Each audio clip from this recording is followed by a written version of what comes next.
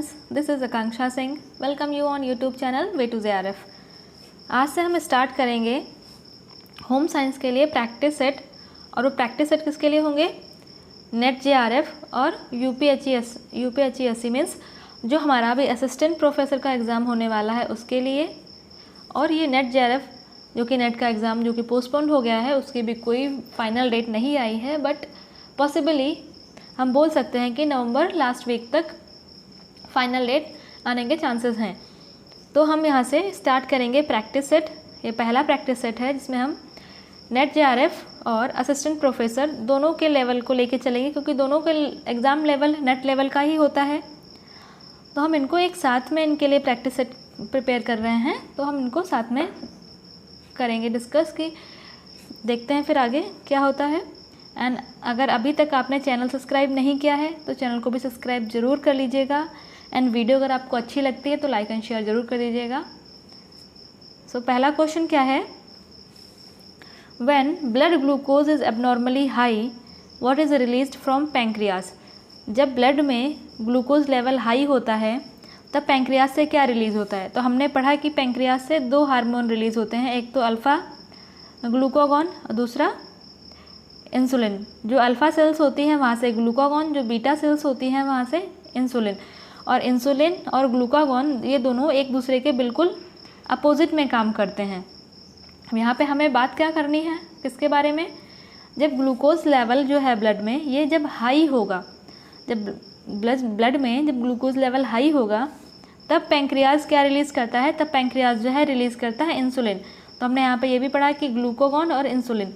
तो इंसुलिन जो है ये ब्लड में जो ग्लूकोज लेवल है उसको कम करता है, और यही ग्लूकागॉन जो है ये ब्लड में ग्लूकोज के लेवल को हाई करता है। तो यहाँ पे पूछा क्या गया है कि जब ब्लड लेवल हाई हो, ब्लड में जब शुगर लेवल हाई होगा तब पैंक्रियाज से क्या रिलीज़ होगा? तो रिलीज़ होगा इंसुलिन। ऑप्शन नंबर सी इसका करेक्ट हो जाएगा।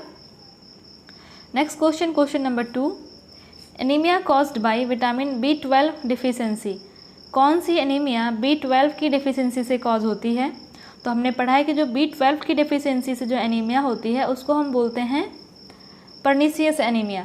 अब यहाँ पे एक और दिया गया है मेगैलोब्लास्टिक। तो बताना है आपको कि मेगैलोब्लास्टिक एनीमिया है वो किसकी डेफिशिएंसी से होता है। ये आपके लिए क्वेश्चन है कि मेगैलोब्लास्टिक एनीमिया जो है वो किसकी डेफिशिएंसी से होता है। उसके बाद अगर हम बात करते हैं sickle cell anaemia. Sickle means ऐसे इस शेप में जब ब्लड सेल्स जो हमारी होती हैं वो ओवल शेप में होती हैं, बट ये ओवल में ना होके जब ये सिकल टाइप में बनने लगती हैं तो ये है क्या? ये एक एबनॉर्मल फॉर्मेशन है रेड ब्लड सेल्स का। मीन्स जो रेड ब्लड सेल्स का जब प्रॉपर डेवलपमेंट नहीं होता है, मीन्स एबनॉर्मल डेवलपमेंट हो रहा है, तब ये फॉर्म हो जाएंगे in the form of sickle. तो इसको हम बोलते हैं सिकल सेल एनीमिया, क्योंकि ये सिकल हो गए, ठीक है। इनके यहाँ दोनों कॉर्नर बिल्कुल शार्प हैं। एक तो पहले तो ब्लड सेल्स जो हैं उनका फॉर्मेशन ख़राब हो रहा है, तो यहाँ से भी हीमोग्लोबिन लो हो रहा है। उसके बाद क्या हो रहा है, इनके कॉर्नर जो है ये शार्प हैं, तो जो हेल्दी ब्लड सेल्स हैं उनको जाके ये डैमेज कर दे रहे हैं। तो यहाँ से ये सेल जो हैं इनका लाइफ टाइम होता है 120 दिन। तो ये 120 दिन के पहले ही ये डैमेज हो जा रही हैं। डैमेज होने की वजह से इनकी डेथ हो जा रही है। तो एक तो यहाँ पे ये एबनॉर्मल फॉर्मेशन हो रहा है। उसके बाद ये सिकल सेल वाली जो सेल हैं इनकी वजह से जो नॉर्मल हमारी ब्लड सेल्स हैं वो डैमेज हो रही हैं। तो इसकी वजह से जो एनीमिया होती है उनको हम बोलते हैं सिकल सेल एनीमिया। और जो B12 की डेफिशिएंसी से होती है उसको हम बोलते हैं पर्नीशियस एनीमिया। और मेगैलोब्लास्टिक एनीमिया किसकी डेफिशिएंसी से होता है ये आपको बताना है, कमेंट सेक्शन में आंसर देना है। Most widely used and controversial flavour enhancer is. एक फ्लेवर इन्हेंसर है जिसको बहुत ज़्यादा वाइडली यूज़ किया जाता है, बट उसके साथ कंट्रोवर्सी भी है कि इसको यूज़ करना है कि नहीं करना है। तो इसका अगर हम आंसर देखें तो ये होता है मोनोसोडियम ग्लूटामेट। मोनोसोडियम ग्लूटामेट, इसको MSG भी बोलते हैं शॉर्ट में। इसको चाइनीज़ रेस्टोरेंट सिंड्रोम भी बोलते हैं। इससे होता क्या है, अगर इसका MSG का लॉन्ग टाइम इसका यूज़ होता है तो इससे डिजीनेस होती है, हेडेक होता है, स्वेटिंग होती है। तो ये सब इसके साइड इफ़ेक्ट्स देखे गए हैं MSG के, मोनोसोडियम ग्लूटामेट के। इसीलिए इसको कई सारी कंट्रीज़ में इसको बैन कर दिया गया है। तो ये है तो फ्लेवर इन्हेंसर, फ्लेवर के लिए हम यूज़ करते हैं, बट इसके साइड इफ़ेक्ट्स भी लॉन्ग टर्म के बाद इसके साइड इफ़ेक्ट्स भी हैं। इसकी वजह से इस पर कॉन्ट्रोवर्सी है कि मोनोसोडियम ग्लूटामेट है, इसको यूज़ करना है या नहीं करना है। तो जहाँ पे हम बात करते हैं कंट्रोवर्शियल फ्लेवर एनहेंसर की, तो ये आता है monosodium glutamate. Next question, to assess the PEM protein energy malnutrition in children in early stage by. Early stage में अगर हमको PEM protein energy malnutrition assess करना है चिल्ड्रन में, देखना है कि इनमें प्रोटीन एनर्जी माल न्यूट्रिशन को अगर मेज़र करना है कि जो भी चिल्ड्रन हैं, जो बच्चे हैं, इनमें प्रोटीन एनर्जी माल न्यूट्रिशन है या नहीं है, और वो भी स्टार्टिंग स्टेज में, उसके लिए हम क्या यूज़ करेंगे? उसके लिए हम यूज़ करते हैं एंथ्रोपोमेट्री। एंथ्रोपोमेट्री में क्या आता है? Height, weight, head circumference, waist circumference, ये सब आता है एंथ्रोपोमेट्री में।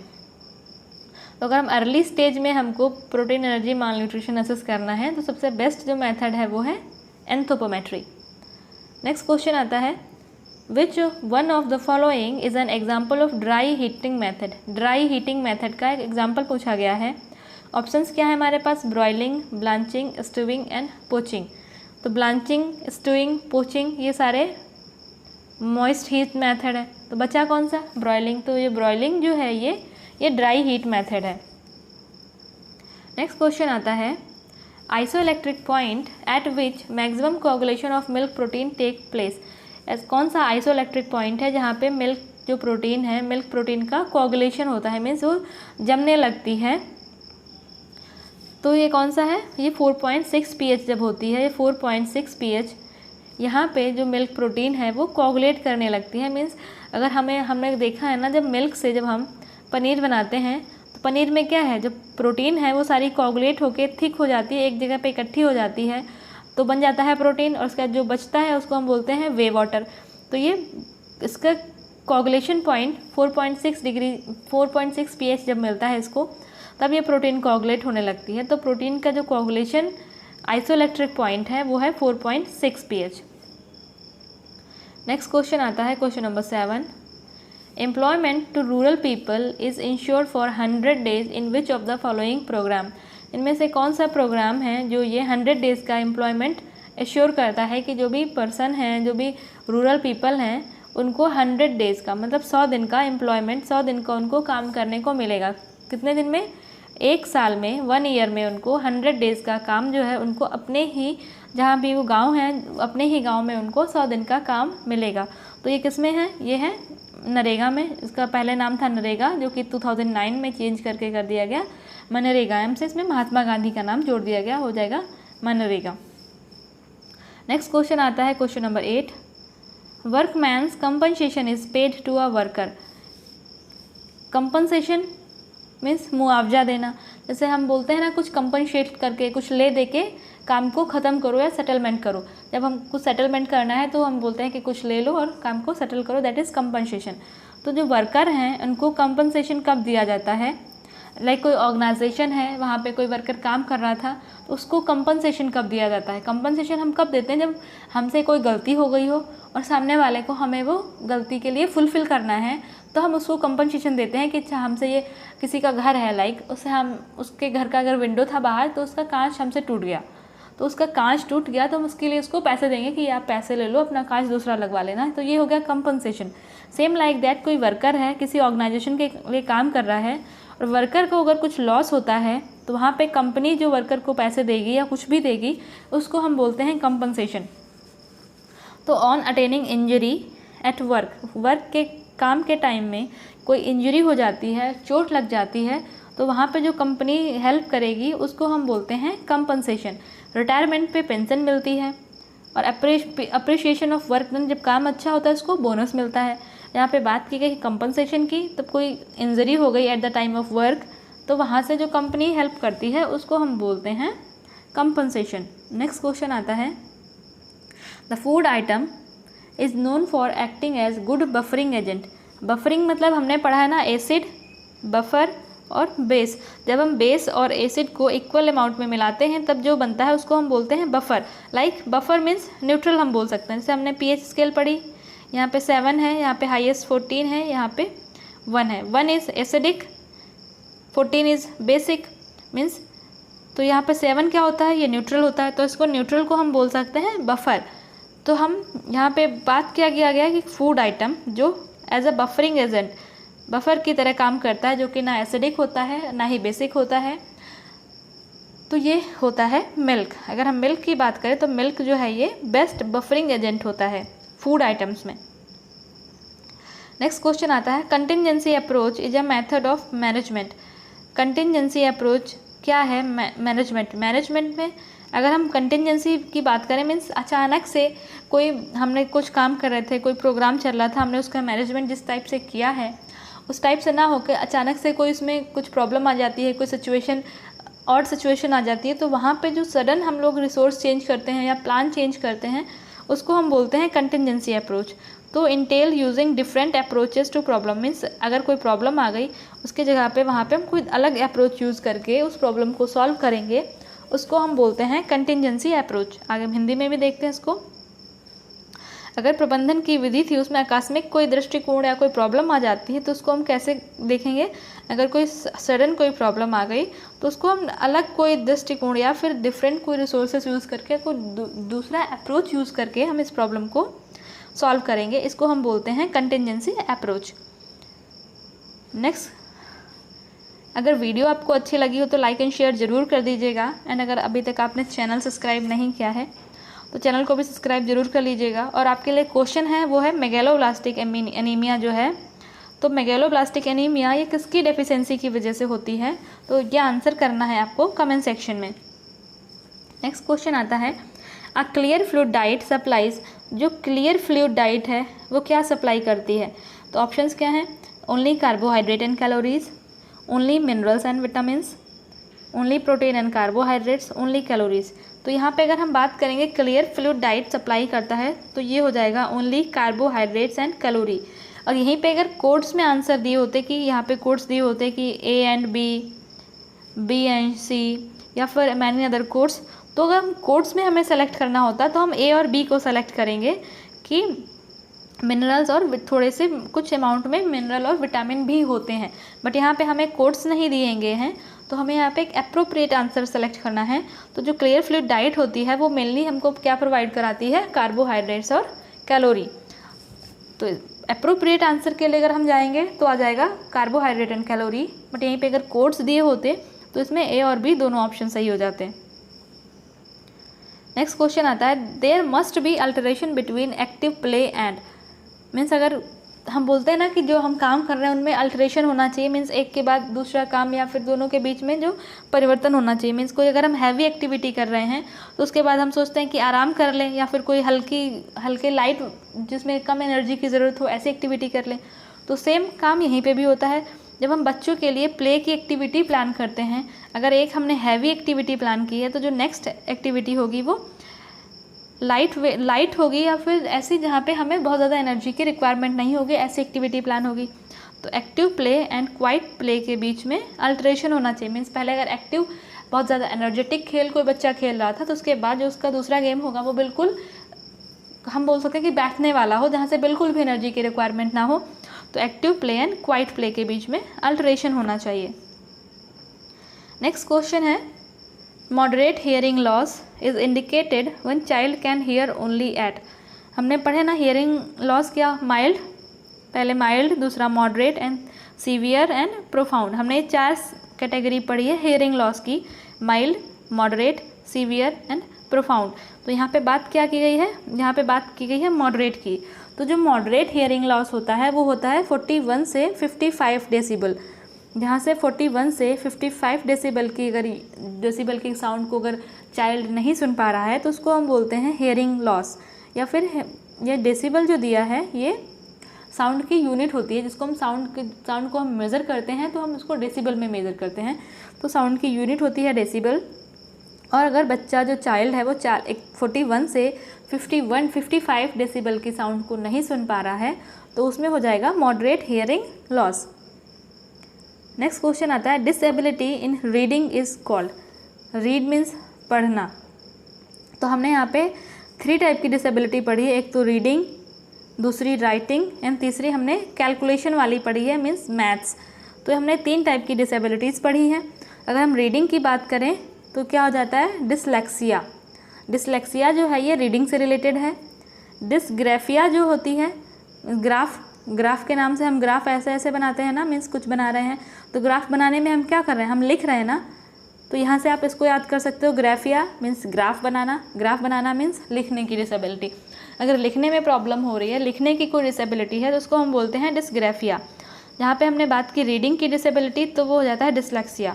और थर्ड हमने एक बात की जहाँ पे मैथमेटिकल कैलकुलेशन जो चाइल्ड है वो नहीं कर पाता है या कैलकुलेशन नहीं कर पाता है, तो ये थर्ड टाइप की डिसेबिलिटी है। तो इसका आंसर देना है आपको कमेंट सेक्शन में कि जो ये थर्ड टाइप की डिसेबिलिटी की बात हम लोग कर रहे हैं, जिसमें चाइल्ड जो है वो कैलकुलेशन नहीं कर पाता है या मैथ्स से जो रिलेटेड प्रॉब्लम्स हैं उनको सॉल्व नहीं कर पाता है इजीली, तो उस डिसेबिलिटी को क्या कहते हैं, इसका आंसर देना है आपको कमेंट सेक्शन में। नेक्स्ट क्वेश्चन आता है, one of the motive used in bandhani is, bandhani means tie and dye. अगर हम टाई एंड डाई की बात करें तो ये रसिस्ट प्रिंटिंग है। ये टीईटी में एग्जाम में क्वेश्चन भी आया था कि रसिस्ट प्रिंटिंग कौन सी है, तो वहाँ पे शायद बाटिक को सही किया है। बट अगर हम बात करें तो टाई एंड डाई फर्स्ट, हम सबसे पहले हम अगर रसिस्ट प्रिंटिंग की बात होती है तो सबसे पहले आता है टाई एंड डाई।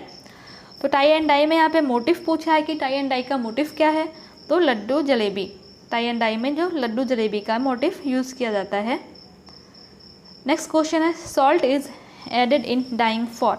जब डाई किया जाता है तो वहाँ पे सॉल्ट यूज़ किया जाता है, मीन्स नमक यूज़ किया जाता है। वो क्यों किया जाता है? ऑप्शंस है एब्जॉर्प्शन के लिए, एग्जॉशन के लिए, सॉल्युबिलिटी के लिए, ऑल ऑफ द अबव। तो जो सॉल्ट यूज़ किया जाता है वो यूज़ किया जाता है एग्जॉशन। एग्जॉशन मीन्स जो भी क्लॉथ है, ये क्लॉथ पे अगर डाई किया गया तो क्लॉथ जैसे 100% डाई का सोल्यूशन था, अब क्लॉथ को उसमें डिप किया, क्लॉथ ने 90% डाई एब्जॉर्ब कर लिया जो क्लॉथ के अंदर चली गई। 10% डाई इसकी सरफेस पे है, जो कि हम इसको वॉश करेंगे तभी इसका ये डाई निकलेगी। तो यही जो ऊपर इसकी सरफेस पे जो कुछ अमाउंट ऑफ डाई रह जाती है उसको निकालने के लिए कि उसके लिए सॉल्ट यूज़ किया जाता है कि क्लॉथ को जितनी अमाउंट में डाई ज़रूरत है वो उतना एब्जॉर्ब कर लेगा, बाकी अगर उसको ज़रूरत नहीं है तो वो उसको सरफेस पे इकट्ठा नहीं होने देता है, उसके लिए यूज़ किया जाता है सॉल्ट को। तो सॉल्ट को यूज़ किया जाता है एग्जॉशन के लिए। नेक्स्ट क्वेश्चन आता है GOTS। GOTS stands for, GOTS का फुल फॉर्म क्या है? तो इसका जो फुल फॉर्म है वो है global organic textile standard. Means ऐसे टेक्सटाइल फैब्रिक्स जिनको ग्लोबली ऑर्गेनिक स्टैंडर्ड मिला हुआ है कि ये जो फैब्रिक हैं ये ऑर्गेनिक हैं, इनसे कोई साइड इफ़ेक्ट नहीं है या एनवायरनमेंट को ये हार्म नहीं करते हैं। तो इस टाइप के फैब्रिक्स जो होते हैं उनको हम बोलते हैं ग्लोबल ऑर्गेनिक टेक्सटाइल स्टैंडर्ड्स। और GOTS इनका फुल फॉर्म है इसका ग्लोबल ऑर्गेनिक टेक्सटाइल स्टैंडर्ड्स।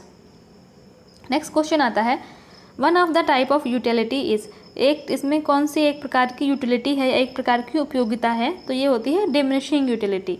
तो ये हम इसको बोलेंगे डिमिनिशिंग यूटिलिटी जो है एक टाइप की यूटिलिटी है। नेक्स्ट क्वेश्चन आता है, attitude, feeling and interest are. Attitude, feeling और इंटरेस्ट क्या हैं? ये कॉग्निटिव कंपोनेंट हैं, अफेक्टिव कंपोनेंट हैं, टेम्पोरल कंपोनेंट है या फिजिकल कंपोनेंट है?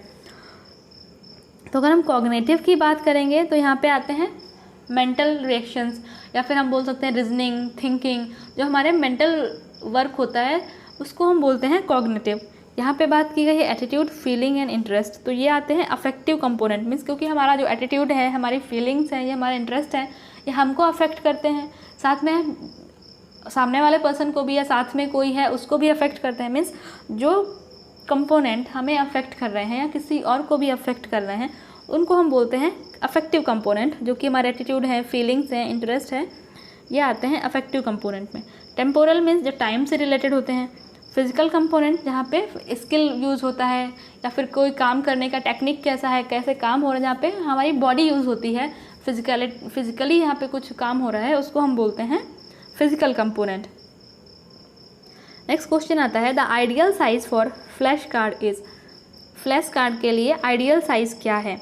तो आपको कई जगह पे, पहले इसका करेक्ट आंसर देखते हैं, वो होता है 10 to 12 इंचेस। ठीक है, अगर इंचेस में दिया है तो आप 10 to 12 सेलेक्ट करेंगे। यही अगर 22 to 28 दिया है, बट यहाँ पे अगर सेंटीमीटर्स दिया होता तो आप 20 to 28 सेलेक्ट करेंगे। बट अगर इंचेस में दिया है तो आप 10 to 12 इंचेस ही सेलेक्ट करेंगे।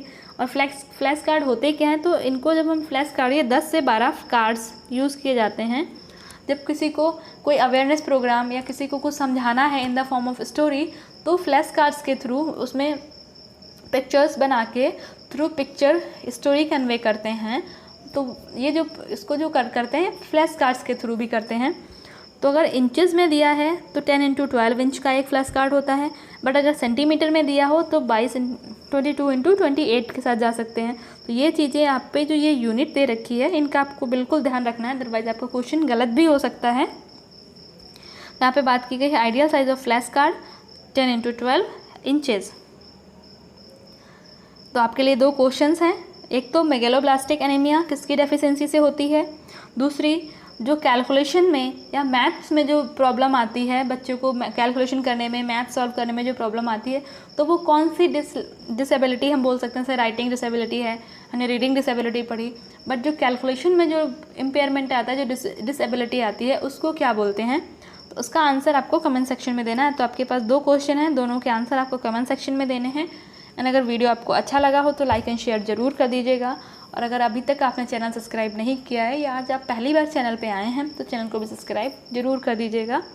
मिलते हैं नेक्स्ट वीडियो में, तब तक के लिए wish you all the very best, good luck, bye bye.